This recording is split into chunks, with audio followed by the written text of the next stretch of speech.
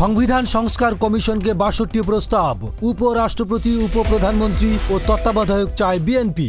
সংবিধান সংস্কার কমিশনকে রাষ্ট্র পরিচালনায়, প্রধানমন্ত্রী ও রাষ্ট্রপতির ক্ষমতায় ভারসাম্য সহ তত্ত্বাবধায়ক সরকার, গণভোট, সংসদের উচ্চকক্ষ, উপরাষ্ট্রপতি ও উপপ্রধানমন্ত্রীর পদ সৃজনের প্রস্তাব দিয়েছে বিএনপি।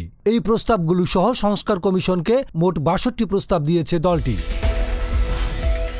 ২৬ নভেম্বর জাতীয় সংসদে সংবিধান সংস্কার কমিশনের কার্যালয়ে কমিশন প্রধান অধ্যাপক আলী রিয়াজের হাতে বিএনপির প্রস্তাবগুলো জমা দেন দলটির স্থায়ী কমিটির সদস্য সালাউদ্দিন আহমেদ। বেলা ১১টার পরে তিনি কার্যালয়ে আসেন এবং প্রায় আধা ঘন্টার মতো সেখানে অবস্থান করে বিএনপির প্রতিনিধি দল। পরে সাংবাদিকদের সঙ্গে কথা বলেন তিনি। বিএনপির পক্ষ থেকে প্রতিনিধি দলে আরও ছিলেন অধ্যাপক বুরহানুদ্দিন রানা।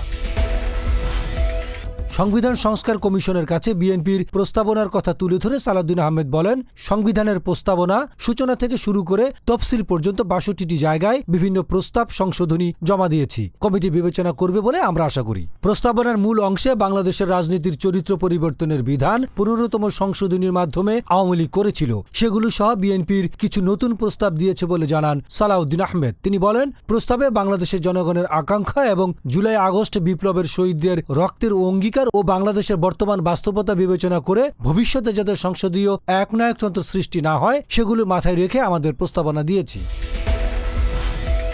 প্রধানমন্ত্রী রাষ্ট্রপতির ক্ষমতার ভারসাম্য আনার প্রস্তাব দেয়া হয়েছে জানিয়ে তিনি বলেন, পরপর ২ বারের বেশি কেউ প্রধানমন্ত্রীর পদে আসীন না হয় সে বিধান রেখেছি। নতুন করে সংসদের উচ্চকক্ষ সৃষ্টির বিধানের প্রস্তাব করেছি।